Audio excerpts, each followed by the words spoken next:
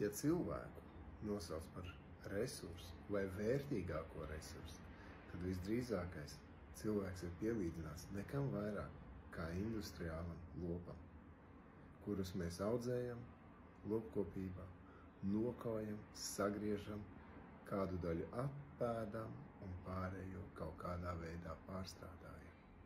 Bet tas ir fakts, ka cilvēks tiek nosauts par vienu no vērtīgākajiem resursiem, un to es šodien dzirdēju arī seminārā. Un tālāk būs arī fragments no šī semināra, kur šis teikums izskan ļoti loģiskā un skaidri parādītā veidā.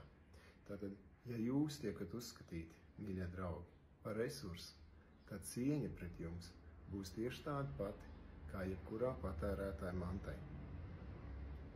Palietoji, izmet, un ar to arī viss. Un visa pārējā runa par morālu un ētiku pazudīs. Tā ir tikai un vienīgi plika politika. Noskatieties video tālāk līdz pašām beigām, un jūs dzirdēsiet šo burvīgo teikumu. And what happens then? It's supply and demand makes the price.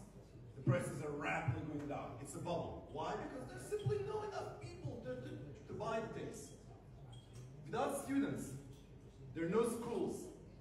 Without workers, there is no workforce. Without workers, there is no pension system because the current workers are paying the pension systems.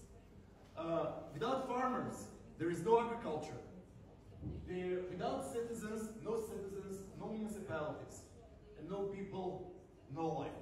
Human resources, actually, the people are the most important resource.